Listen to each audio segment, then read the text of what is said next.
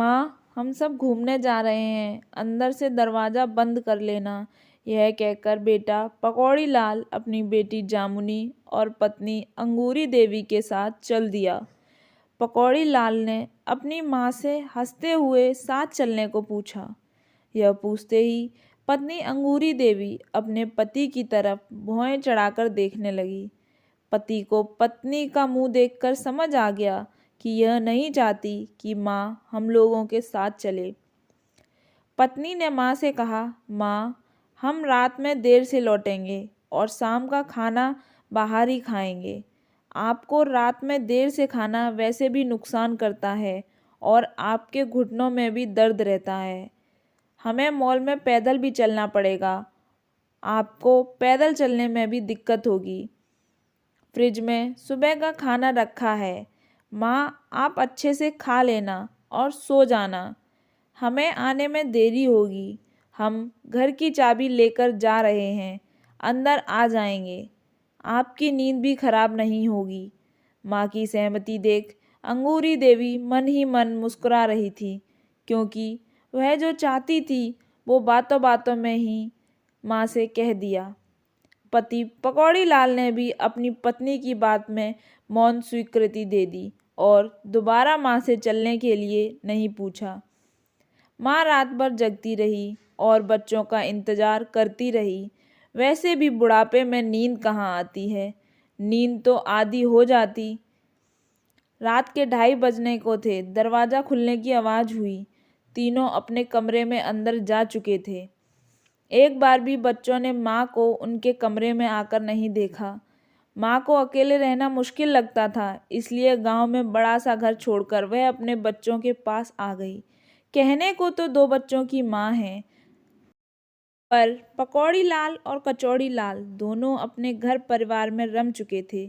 बचपन में माँ का आंचल नहीं छोड़ने वाले आज माँ का हालचाल भी नहीं पूछते, क्योंकि पकौड़ी लाल ऑफिस के काम में लगा रहता है और पत्नी अंगूरी देवी किटी पार्टी मेकअप इन सब कामों में व्यस्त रहती है और बच्ची जामुनी अपनी पढ़ाई और फ्रेंड के साथ मशगूल रहती है।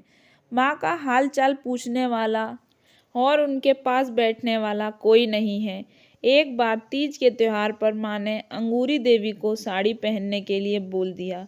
इस पर अंगूरी देवी कुछ बोल पाती उससे पहले पकौड़ी लाल ने माँ से बोल दिया कि माँ, आजकल साड़ी कौन पहनता है, रीति रिवाज बिना साड़ी पहने भी निभाई जा सकती है। यह सब सुनकर बेचारी माँ चुप हो गई, आगे कुछ न कह सकी। त्योहार पर ही तो साड़ी पहनने को बोला है, घर की लक्ष्मी सजी धजी अच्छी लगती है। माँ की बात का इतना भी मान नहीं रखा। माँ खाना बनाने की शौकीन है, लेकिन अंगूरी देवी उसको रसोई में भी नहीं जाने देती और माँ के हाथों का खाना स्वादिष्ट बता देने वाला पकौड़ी लाल भी माँ को किचन में जाने से मना कर देता है और कह देता है, माँ खाना बाई ही बना लेगी। बूढ़ी माँ को यह सब देखकर बहुत बुरा लगता, लेकिन माँ करती तो क्या करती। माँ की तो कोई सुनने वाला ही नहीं था। माँ का वक्त जैसे तैसे कट रहा था।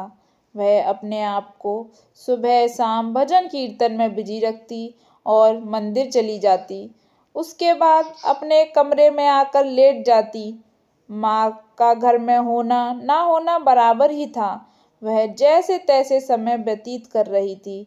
अपने आत्मसम्मान पर वार होने से वह घायल हो चुकी थी। माँ की परेशानी किसी को नजर नहीं आती।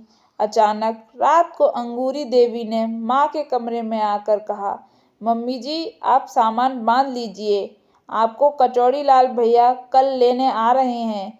मैं तो यह सब कैसे भूल गई कि आज तो मुझे 6 महीने हो गए हैं। माँ ने खुद को उल्हाना दिया कि अब कल से 6 महीने कचौड़ी लाल के यहाँ रहना है। उन्होंने अपना सामान बांध लिया। पति की मृत्यु के बाद दोनों भाइयों ने माँ को 6-6 महीने अपने पास रखने का प्रस्ताव रखा था। माँ 6 महीने पकौड़ी लाल के पास रहती तो 6 महीने कचौड़ी लाल के पास रहती। सुबह में कचौड़ी लाल आया और माँ को लेकर चला गया। दोनों भाई एक ही शहर में रहते थे। फिर भी आपस में दोनों भाइयों में मनमुटाव सा रहता था। माँ इससे बहुत परेशान रहती थी क्योंकि दोनों में बिल्कुल भी नहीं बनती थी। 6 महीने बाद माँ को लेने और छोड़ने के वक्त ही दोनों का सामना होता था। कचौड़ी लाल के घर भी हाल ठीक नहीं था क्योंकि कचौड़ी लाल के 2 बेटे हैं जो हमेशा वीडियो गेम खेलने में दोस्तों के साथ व्यस्त रहते थे। कचौड़ी लाल की पत्नी लटूरी देवी एक ब्यूटी पार्लर चलाती थी जो पूरे दिन उसी में व्यस्त रहती थी। माँ को वहाँ भी अकेलापन सा लगता था। कचौड़ी लाल के बच्चे तो कचौड़ी लाल की ही नहीं सुनते तो अपनी दादी की भला कैसे सुनेंगे। दूर के रिश्ते के कुछ रिश्तेदार एक दिन कचौड़ी लाल के घर पर आए थे। उस दिन लटूरी देवी ने घुटनों तक 1 पीस पहन लिया।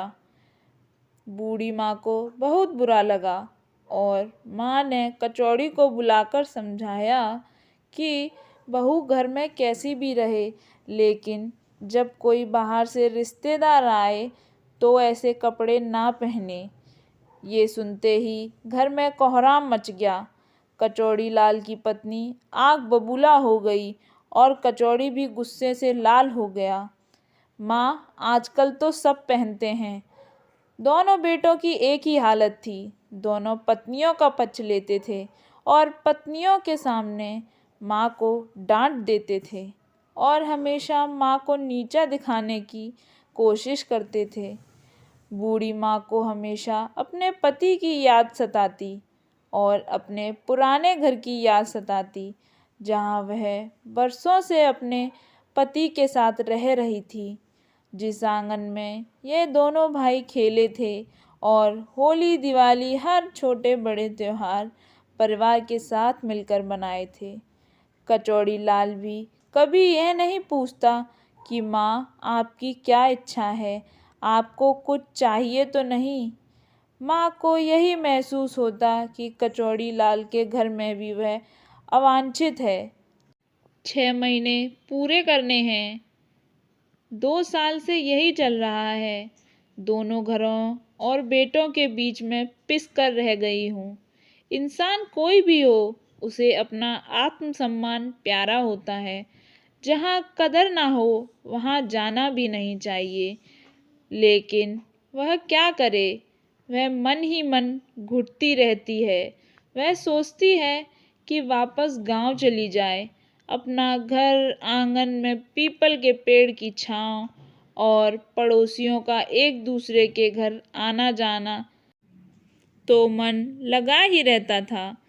यहाँ शहरों के फ्लैट में जिंदगी तो जेल सी हो गई है। अपनी मर्जी का कुछ भी नहीं कर सकती। बेटे बहू के हाथ की कठपुतली बन के रह गई हूँ। हर रोज आत्मसम्मान दम तोड़ता है और उपेक्षा की शिकार होती हूँ। कुछ सोचकर कचौड़ी से फ़ोन करा के पकौड़ी को घर पर बुलाया। पकौड़ी घर पर तो आया और बड़ा झुंझुना कर बोला, अभी क्यों बुलाया? अभी तो 6 महीने पूरे होने में 2 दिन बाकी हैं। 2 दिन कचौड़ी के यहाँ और रहना है माँ। माँ की आंखें भर आईं और बड़ी मुश्किल से अपने आप को संभाल कर बोली, बेटा, यह माँ आजकल सबकी आंखों में खटकती है। 6 महीने दोनों भाइयों ने बांट लिए थे। तुम दोनों को पाला पोसा जन्म दिया, इतनी ममता लुटाई और तुम दोनों उपेक्षा करते हो। अपने बच्चे और पत्नियों के सामने मुझे आंखें दिखाकर चुप करा देते हो, बेइज्जत कर देते हो, पत्नी के आत्मसम्मान की रक्षा करते हो। बहुत अच्छी बात है। मेरे प्यारे बच्चों, पत्नी की तरह ही माँ का आत्मसम्मान होता है। हर जगह मेरी उपेक्षा, मेरे अपमान, अकेलापन मुझसे सहन नहीं होता। मेरे यहाँ रहने से दोनों परिवारों को परेशानी रहती है। मजबूरी है। आखिर आप ही दोनों बताओ। मैं वापस गांव जा रही हूँ। गांव का घर खाली पड़ा है। मैंने उसे बेचने का निर्णय त्याग दिया है। कचौड़ी और पकौड़ी सोच रहे थे गांव का घर बेच लेंगे और पैसे आधे आधे कर लेंगे। और माँ को 6-6 महीने अपने साथ रख लेंगे। माँ ने दोनों बेटों की सारी योजनाओं पर पानी फेर दिया। गांव में अकेले पड़ी रहोगी, वहाँ कोई पूछेगा भी नहीं, कचौड़ी ने कहा। माँ ने कहा, यहाँ भी कौन पूछता है। मैंने गांव से रामलाल को बुला लिया है, वह मुझे गांव ले जाकर छोड़ देगा। अपने घर में पति की यादों के सहारे दिन बिता लूँगी। पड़ोसी बहुत भले हैं, सबके साथ मेरा तो बुढ़ापा कट ही जाएगा और तुम्हारे पिताजी की पेंशन से मेरा गुजारा हो जाएगा। चाहे कम खा लूँगी पर सम्मान से तो रहूँगी। गांव के घर का क्या करना है, मैं वहाँ रहकर सोच लूँगी। मैं तुम दोनों को अपनी हर जिम्मेदारी से मुक्त करती हूँ और अपनी जायदाद से बेदखल करती हूँ। यह सुनकर पकौड़ी और कचौड़ी भौंचक्के रह गए। थोड़ी ही देर में रामलाल आ गया। माँ अपने आत्मसम्मान से जीने के लिए अपने घर की ओर चल दी। दोस्तों, अपने आत्मसम्मान से जीने का हक सबको है। बुढ़ापे में माँ को सिर्फ बच्चों से प्यार और अपनापन चाहिए होता है। अगर अपनी माँ के लिए बच्चे इतना भी नहीं कर सकते तो औलाद किस बात की। बताओ, इस वीडियो को लेकर आपकी क्या राय है। नीचे कमेंट बॉक्स में अपना सुझाव ज़रूर लिखिएगा। वीडियो अगर अच्छी लगी हो तो चैनल को सब्सक्राइब और वीडियो को लाइक शेयर करना ना भूलें। धन्यवाद।